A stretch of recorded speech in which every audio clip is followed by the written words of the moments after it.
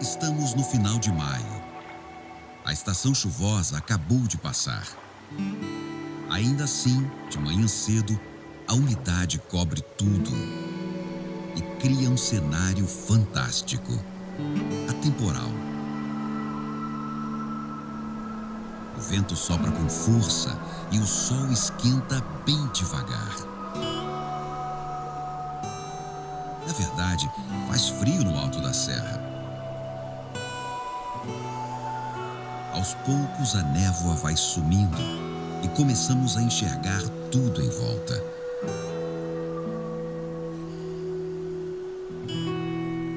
Após uma noite molhada, tem bicho que precisa balançar as penas.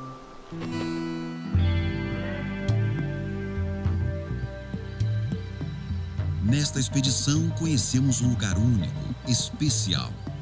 Entre os morros florestados do litoral e os chapadões do Brasil Central. No meio do cerrado, espécies típicas da Mata Atlântica.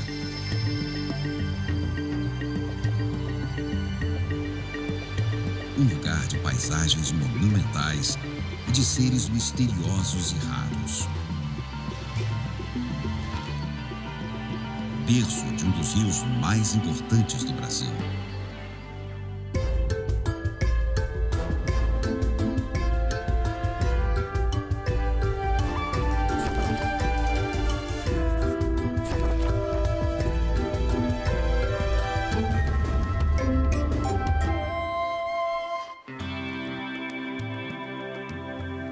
No caminho até São Roque de Minas, tudo está modificado pelo homem.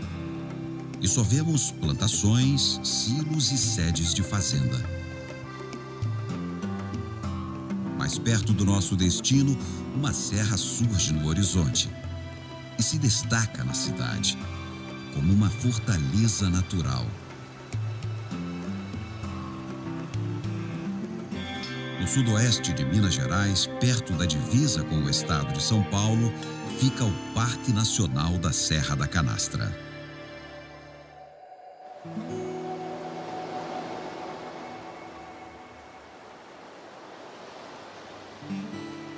Estamos no imenso Planalto, onde uma nascente ficou famosa.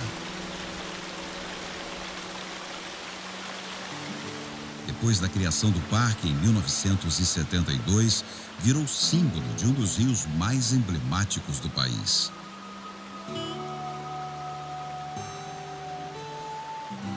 Este córrego, que chamaram de São Francisco, começa a sua longa jornada repleto de vida.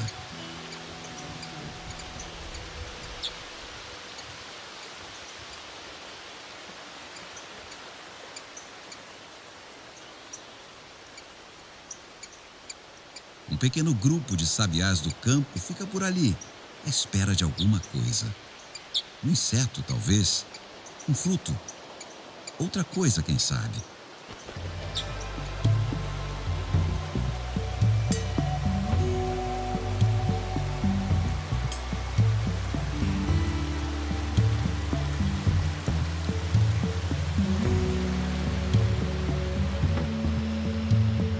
Depois de passar a primeira ponte, o São Francisco segue caminho pelo Chapadão.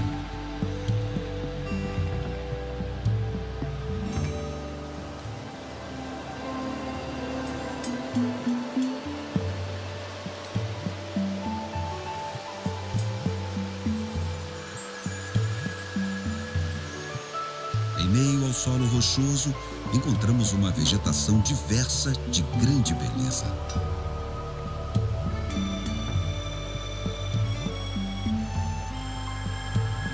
O campo rupestre domina os pontos mais altos da serra e as bordas dos chapadões. E cria um ambiente perfeito para a silenciosa noivinha branca.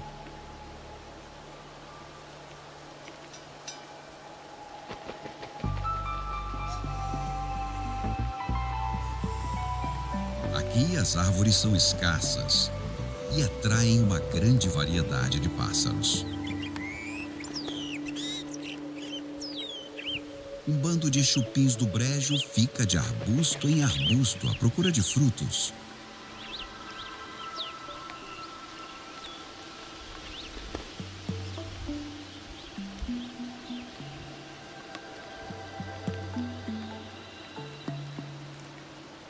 O graveteiro é um especialista na arte de construir ninhos e raramente se afasta da sua obra quando está protegendo a prole.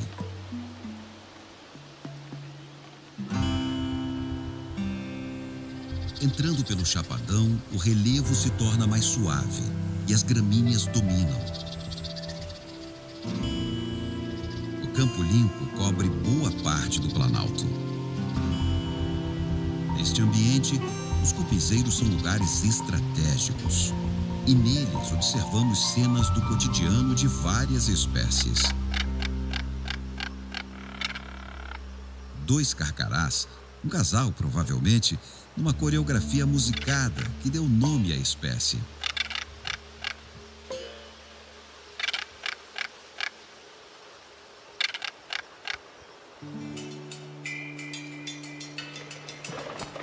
As corujas buraqueiras passam o dia procurando presas, atentas a qualquer ameaça. Estar num ponto mais alto é excelente para ficar de olho nos filhotes.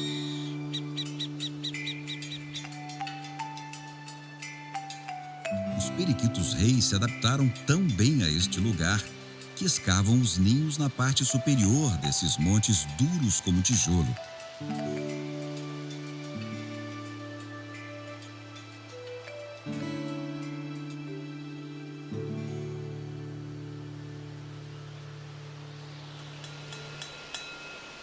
Nesta época, após as chuvas, o capim está alto e temos dificuldade de enxergar os bichos.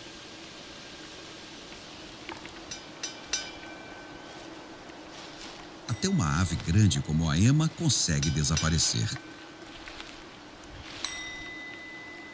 Parada ao longe, fica parecendo um arbusto. Ao notar a nossa presença, ela se afasta.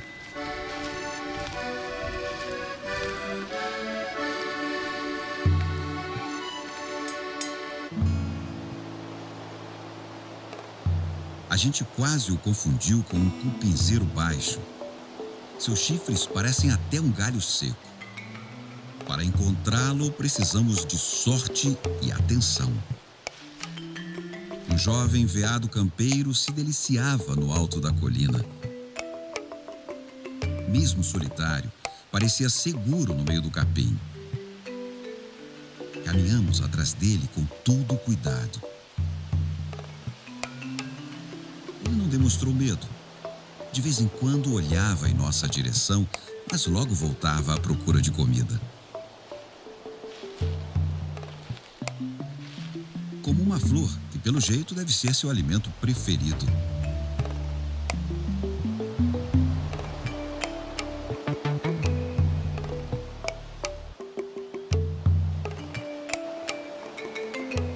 Depois de um tempo, deixamos ele seguir sozinho, até desaparecer no meio do capim.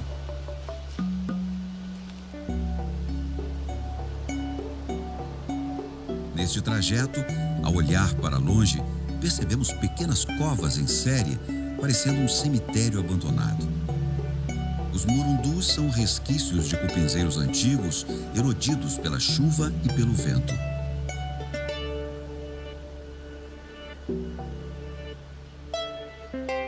Durante a expedição, nossos olhos vasculharam cada pedacinho deste planalto gigantesco à procura de um morador ilustre. O lobo-guará é o maior dos nossos cães selvagens. Um animal que come de tudo um pouco e tem até uma planta em sua homenagem, a lobeira. Infelizmente, só conseguimos encontrar suas pegadas.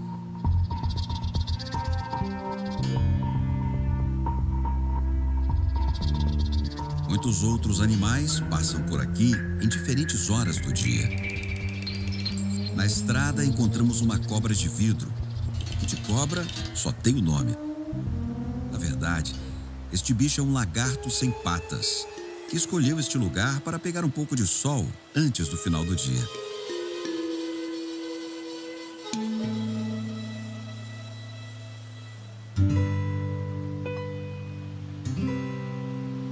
Na beira do planalto, a vista é simplesmente espetacular.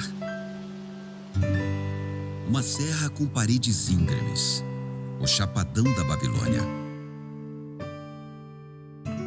Olhando o mapa, a gente consegue visualizar melhor os dois chapadões. O da Canastra parece um amplo platô formado pelos chapadões do Diamante e da Zagaia. O da Babilônia é um conjunto de serras e de vales compridos. Ver no mapa ou do mirante não foi o suficiente para nossa curiosidade. Após uma subida íngreme, atravessamos o alto da serra, entre vales profundos e muito vento. Uma paisagem diferente e bela. Quando chegamos ao vão central deste chapadão, fomos surpreendidos por um cenário que não esperávamos encontrar ali. No fundo deste vale impressionante, a vegetação nativa foi completamente suprimida. No lugar dela, uma enorme plantação. Milhares e milhares de pés de milho e um pasto com várias cabeças de gado bovino. Os conflitos surgiram desde a criação desta unidade. E com a demora na regularização fundiária, esta área continua sendo utilizada e impactada, inclusive com a utilização de agroquímicos. E volta e meia, ameaçam tirar um pedaço do parque, o que seria muito ruim para o futuro da biodiversidade deste lugar. No caminho de volta, avistamos estranhas marcas e descobrimos que jipeiros e motoqueiros fazem rali no alto do Chapadão. Retalhando o solo e destruindo a vegetação rupestre, criam erosões de difícil recuperação. Se tudo isso já não bastasse, no trecho mais ao sul, a extração ilegal de pedra de quartzito abre enormes crateras no meio da serra e assoreia os córregos. Estas ameaças mostram pra gente a importância de proteger este lugar, mantendo a integridade do parque. Um lugar que merece continuar sendo patrimônio de todos os brasileiros.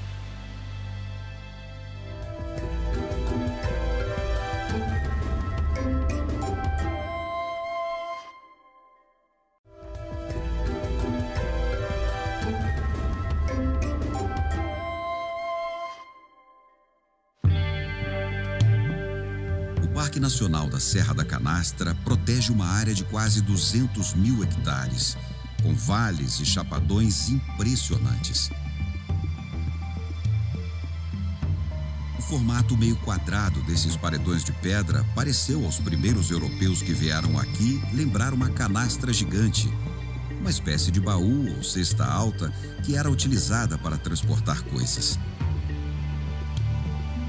Um lugar cercado por plantações de todos os lados, de uma importância extrema para a conservação de espécies e também para a manutenção de serviços ambientais essenciais, como a água.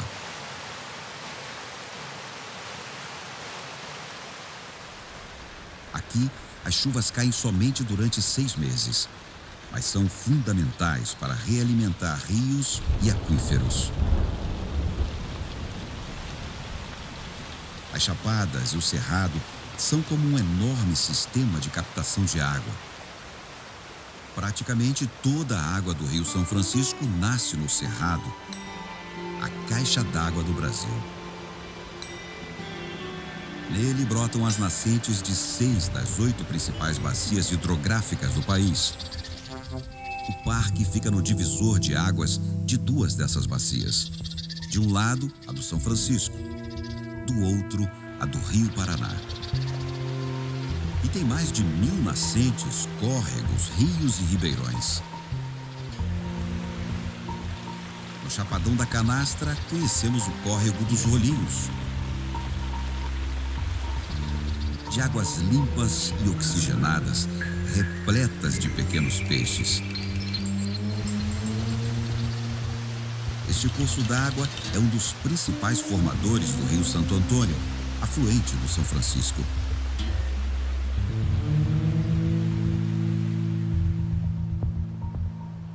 Neste caminho, encontramos diferentes formações de cerrado, como esta, aqui chamada de Cerradinho.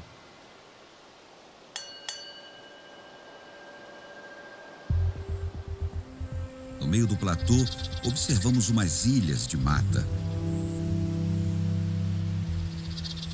Com várias espécies de árvores, palmeiras e arbustos, os capões surgem nas áreas de solo fértil e úmido.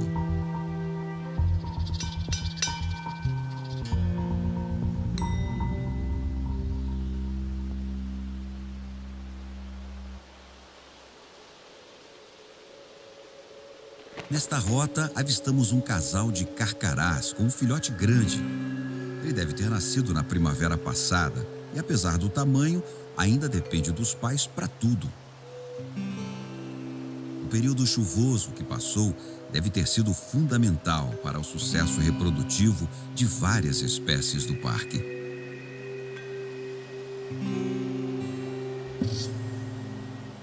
Num vale de grande beleza, encontramos um bicho difícil de ser observado fora daqui. No passado, este animal causou espanto na comunidade científica. Seu formato extravagante e suas unhas enormes inspiraram descrições fantásticas. O Chapadão é o lugar perfeito para o tamanduá-bandeira encontrar alimento. São tantos formigueiros e cupinzeiros, mas nem tudo é tão fácil assim. Ao encontrar um deles, ele precisa capturar o maior número possível de cupins ou de formigas operárias que puder. Elas são nutritivas e saborosas, mas quando atacadas, fogem. E quase que imediatamente surgem os soldados, que além do gosto ruim, mordem para valer.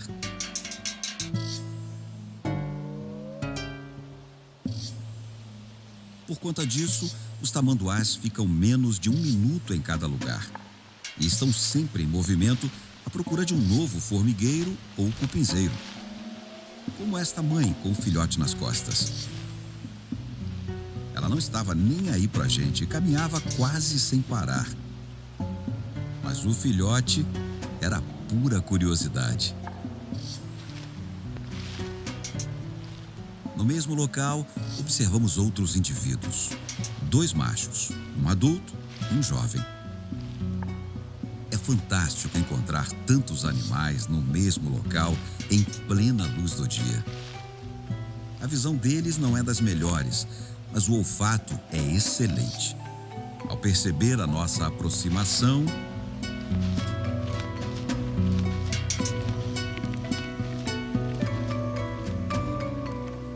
depois dessa experiência surpreendente, reencontramos o São Francisco.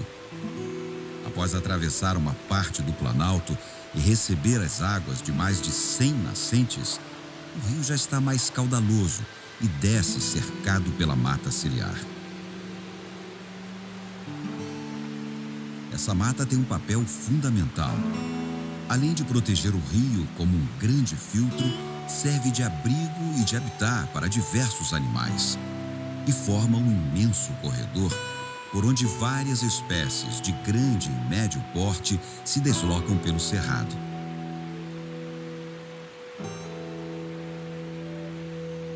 Ali, próximo do rio, encontramos uma grande diversidade de aves.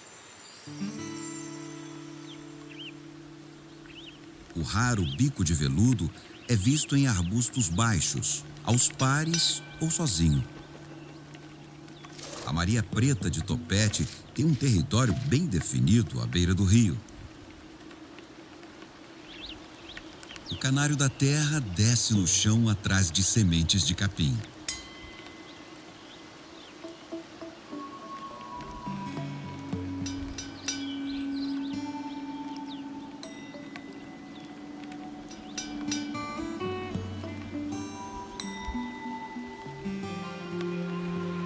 Um rio com água limpa e transparente é o ambiente ideal para uma espécie de ave raríssima.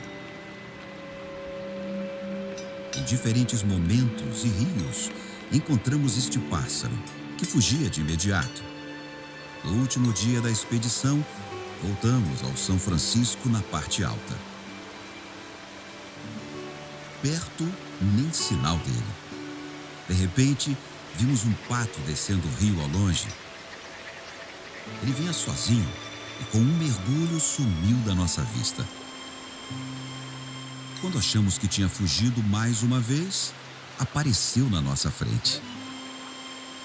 Diante de nós estava o pato mergulhão, um dos animais mais raros e ameaçados do planeta. Existem aproximadamente 250 indivíduos vivendo na natureza, e a maior população deles vive aqui. Ele mergulha a cabeça na água à procura de lambaris e outros peixes e pode mergulhar fundo para capturá-los. Para voar, ele transforma o rio em pista de decolagem, pedalando sobre a água.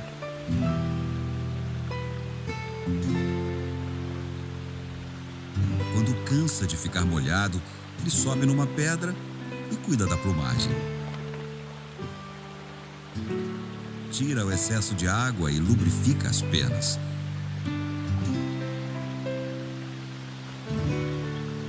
Aproveita o momento para beber um pouquinho de água também. Após uma sessão de limpeza, sai novamente. Como a sua técnica de pesca depende inteiramente da visão, rios de águas transparentes são essenciais para a sua sobrevivência. Logo ele cansa daquele poço fundo e segue rio abaixo.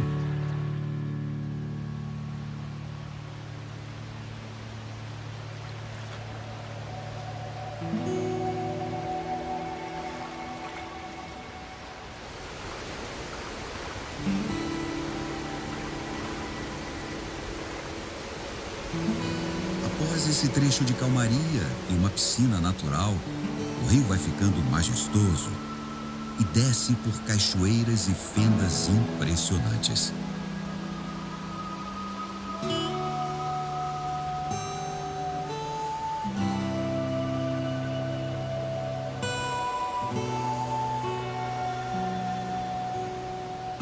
Até despencar de 186 metros de altura.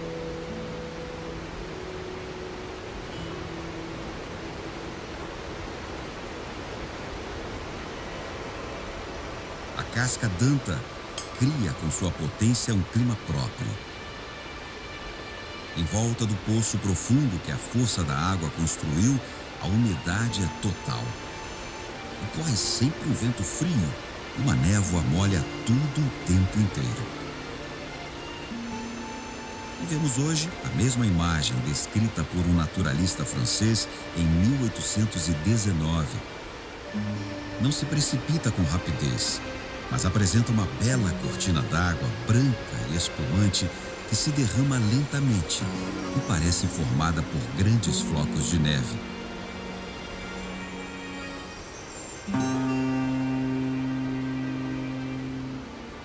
Após a queda, este rio cria um corredor de floresta com espécies típicas da Mata Atlântica em pleno cerrado.